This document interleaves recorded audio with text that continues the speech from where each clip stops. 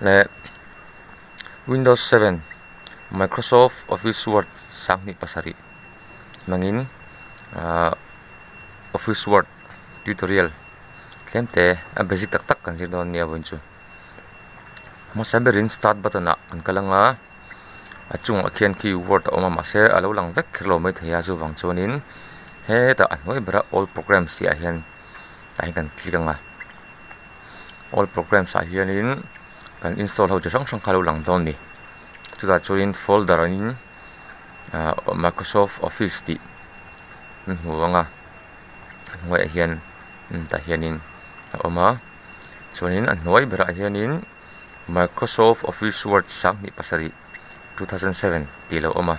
hi kan click don ni ti chunin hei kan na thon tur mun chu ni mai ta maro chu khatia wakal kol du kha anin om chang om thina shortcut da kan sir don ni helai hi kan da anga start kan lut lenga all programs kan lut lenga office kan lut lenga anoi bra kan right click anga right click nuwa alo langa hi ta khina lai khen pin to taskbar lo lang don ni kan heve la khian anoi khian hei word shortcut khalo lang don ni hen remove le lok nge an pin hi remove dan chu ni mai ta start kan lut lenga office all programs kan lut anga office kan lut anga word zone kan right click anga pin to taskbar ti khani me kha shortcut kan kal leang word kan lut anga chuanin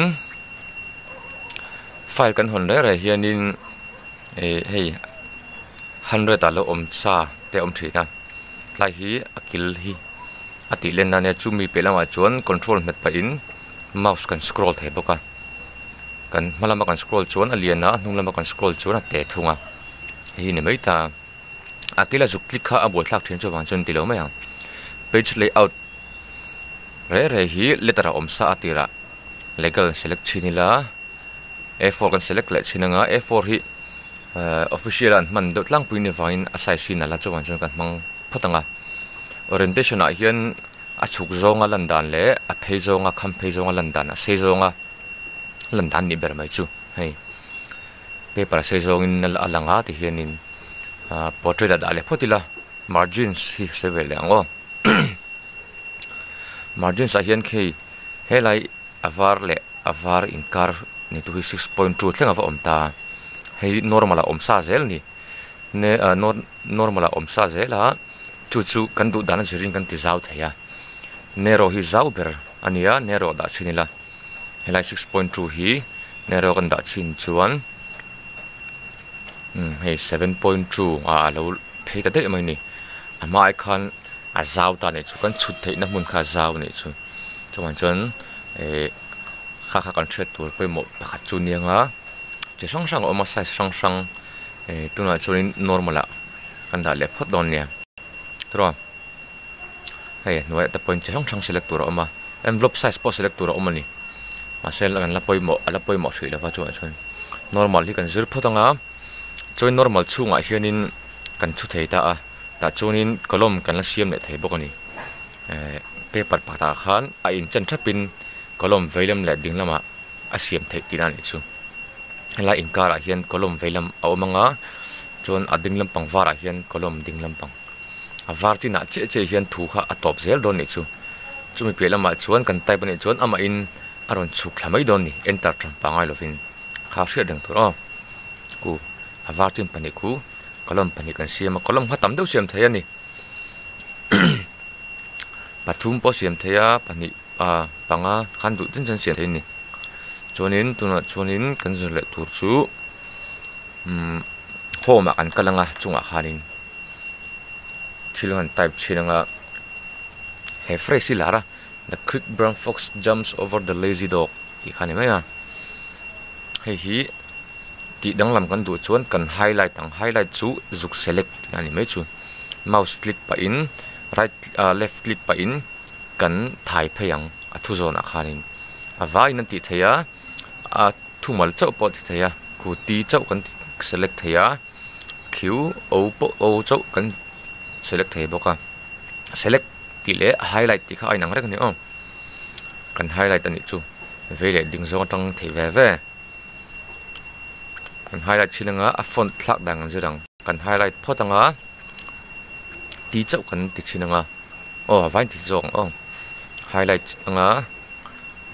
a font kan thlak chinang khu font ka kan install nem dana zirin da kona lo lang nem mai dona font chi thong install thei ni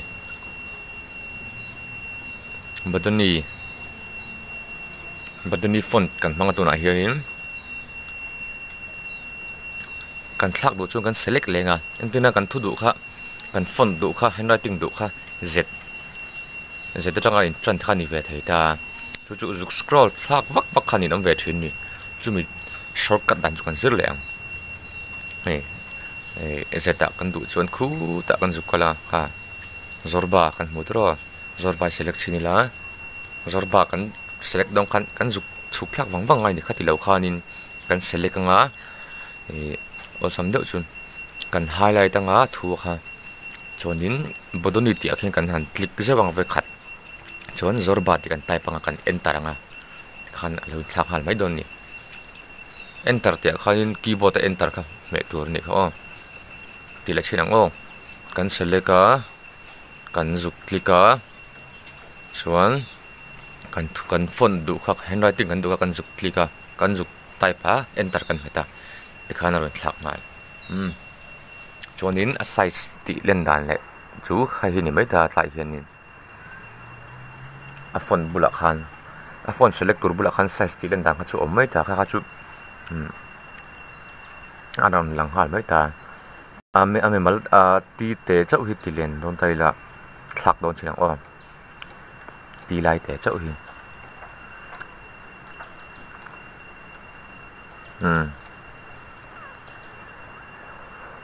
monotype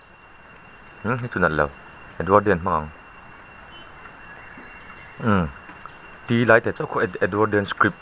font kan manga kan han ti len chinanga ti lai te chau khu ti lai te chau kan ti len don khan ti chau kan select ngai ti kon ti khu ama in om thang bik ta khon nat tai mai ni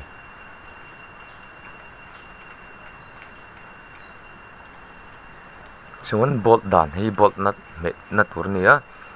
han click lo po hianin control b metin kan bolt thei bok ani chu man mo thil thua chuan a tangkai a shortcut key ani ber mai chu khitan click zel ngai lo khianin kan highlight anga control le b kan metang kan me le chuan a bolt sakha a lo bolt lo le ang khatin zel khan apia ho point effect thonia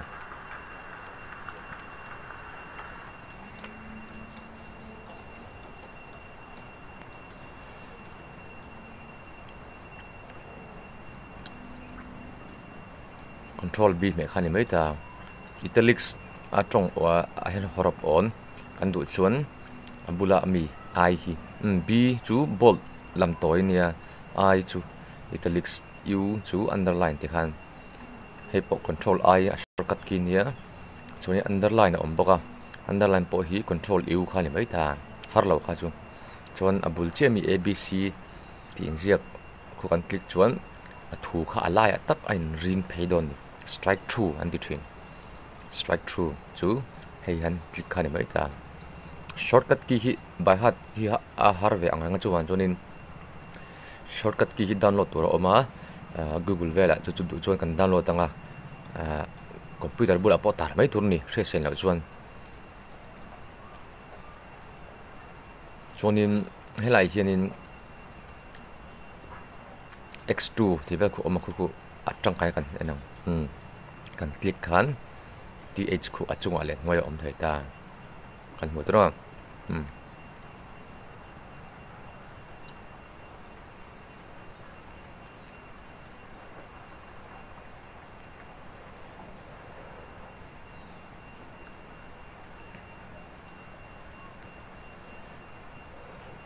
hei ve thunga chu upper case ani chuan kan highlight anga capital letter in ron lang vek nga upper case a chuan lower case a chuanin ate vekin proper kan ja sa pokha ate vekin ron kalanga chuanin capitalize each word a chuanin ain tran na horop pui na omanga noi le che me ka chu ain tan horop te na om thungang hei chu kan select nga ke ma ni kan thiam mayang khoi na mi ngai ve rim boka teng hi chu thiam tur chuan kan pe ya kan khoi ne mangai thre reng tur chuan font color thak dan kan zir ve thunga font color thak dan hi helai e bula arrow mark te kan juk select nga kan juk click nga ta hian kan right click in thei boka achunga kan select thei boka noi right click all submit hin boka ma se do tuna chuan achunga an mang potang achunga hian hei thang sang in font color man thea maro chu color printer a kan print lo chuan e engrong po moila adum ne ron chho don tho tho ti ka hre reng tun amal te chau pon kan ti thea hei c chau a hringin o chau apol te kan select china piang kha color kan pek khana huwa mani mai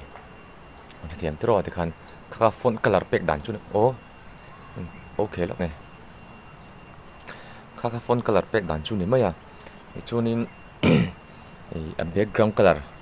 te mayang background color pek dan tuna kan zir le a kan select vekanga kan du chin background kan pek don chu chuan fine select potang a fine background kan pek don awangin ta hianin a b bul in solid color te ama hi kan du chen kan pe theya right click in om thei boka background dum kan man chuan a font color hi a dum sa to sia chuanin background duma rong dum ve ka thil je chu lang don lo chuanin background dum kan pek don chuan a font color a thu je color kha kan ti dang lam ve ngai thin chu kan antir lo kang he a dumania no color kan pe photanga font color hi lo dum lok to sia chuanin background ka dum kan du chuan a font kha kan juk highlight lenga a font color kan thlak leang a varin theya ti rang rangin a duma lang chiang thei du ang khan ni mai kha chu kan du dana zir khan ni mai hei ti hian a pola da chinang o khan kha vela kan zir tur kan zir chuni ni mai te sia kina le peka adang kan la zir le zel don ya